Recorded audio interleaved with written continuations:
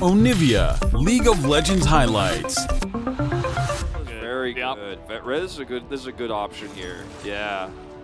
Rel Leona I like the most here. You know, Rel is going to struggle to get to where the Corki is. Take this one. It does feel like, in some weird kind of way, the Drake's somewhat lost value. I don't know if that's just like a mental thing in my mind, or what I've just been seeing from the... If that changes later on, but at the moment it still feels like a good choice. Yeah, and you consider, you know, Lava did not go cleanse in this game. He took teleport, so he knew he was going to be pressured. Breaker out of Umpty here. He's like, I will just make you guys use cooldowns. And speaking of which, I mean, there's the Everfrost, and there is going to be a dead Umpty. Immediately will go down. Actually, it is Delight that goes first, and then it's Umpty. DRX set up the vision, and they set up the play. This game number 1, by the way, on blue side, it was Ahri. The first ban.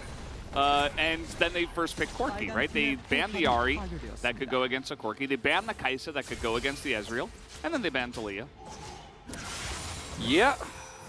Taliyah also, you know, strong pick into this right now. But if you have the Ahri, feeling pretty good about things, especially if you hit every charm.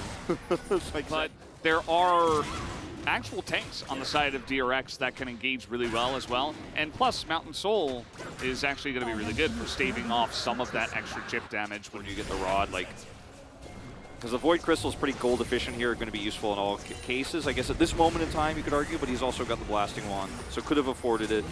It's a tough question to answer. I think there's not a hard, correct answer, but it's fun to discuss. We got a fight happening here. A skirmish, if you will. A little bit of a skirmish. Some health bars, a little bit of health bar being eroded. A little health bar erosion. Morgan. Uh-oh. Okay, that is a huge knock up into ult. He is just dead. That is the end of Zeka. And Kingan's like, well, I should try to follow up here. As the stolen Ahri from Umpty follows up with that. And that is going to be the Drake here for Bro. Remember when we went all the way back to the beginning of this game where I was like, Morgan's positioning is going to have to be really important. He's going to have to be at the front. He's going to have to control choke points. He cannot be, he's like holding the choke. I mean, yeah. That makes sense as to why he walked back in. On that one. It makes sense as to why he went back in if he didn't see it, but that's, I mean, he has had such a great game. Just noticed Corki built Leandrius. Corki might be dead. Oh, he's dead. Yeah, there's no saving that. Whoopsie. And that might just be Baron. I mean, this is 24 minutes into the game. I think it's enough for this team, especially with Kalista. Well, they're going to contest because they have to. They have all of their ults online, and Aphelios has the right guns. Yeah. But, I mean, he's going to have to hit a big one. Zeka's zoning is good. He's not going to step onto the Q this time. Delight is seen. He is going to throw out the Berserk, and then they just back away. So this is going to be Baron over to the side of DRX as they throw out a Call of the Forge God. As they rotate in here, there's even a teleport as they're trying to burst this one down. No Call of Forge God anymore. Fredit BRION, they're like, yeah, you want to go, let's go. Lava TP's back in. They're trying to get something off of the back of this play. Well, I mean, because he picked Leandrius, now that he's back here, you know, they can try to siege this up and slow down the Baron value. They're going to grab a turret during this because they had that extra prio, and they might get more. Pioshik. Yeah, they are looking for a bit more. Pioshik is going to... First, and then we'll have that big boosted, amplified cap damage coming through. I mean, they have Baron, they are just pushing these lanes. Game 1 looking like Game 2 in a lot of ways, just with completely different comps now. The power of having a tempo lead in the vision that comes with it, because the Corki comp blind is practically worthless, and the same is true of the dive comp, or the pseudo dive that Fredit BRION had in Game 1 on the red side. And just see, like, Fredit BRION angle here on the left side, he is spotted. As you see, he's got to be extremely careful to clear out that vision. As here we go, the Ornhorn is coming in. They want Lava, but he just packages in the ultimate here from Renata is huge. Zeka solo, he's trying to burst down the Corki, and they will finally get onto that back line of Lava. But is it enough? Do they have the sustained damage?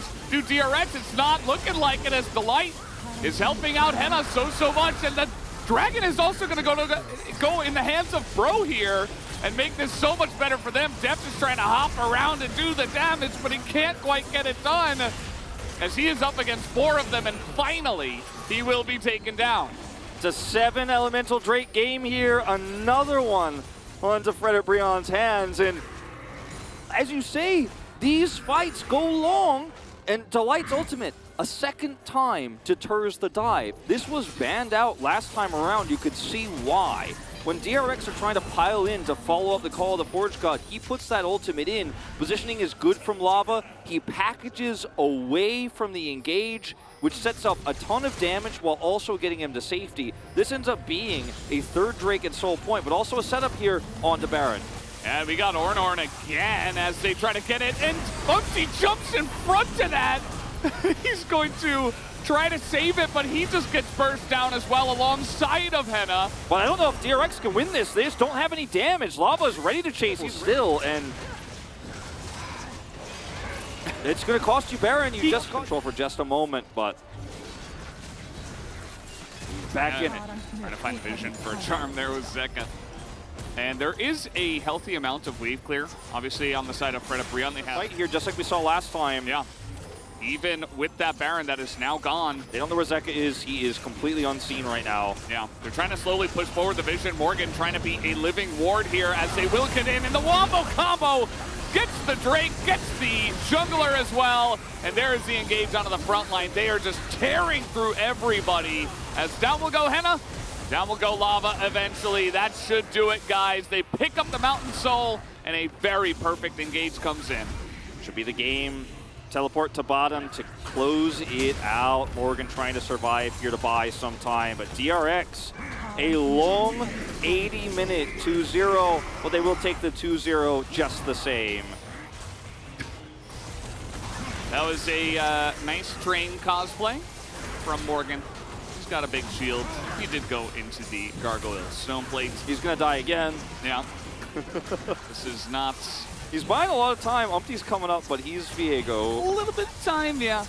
And Delight to spot the Chemtech Purifier, but it's a little bit too little too late. That's going to do it here for this series. Zeka is just going to play bodyguard. He has a stopwatch, and they can just chip away at this Nexus. As the charm will miss, and the game will end. DRX with another solid 2-0 victory. Fredit BRION will end the week 0-4, and it's the 4th game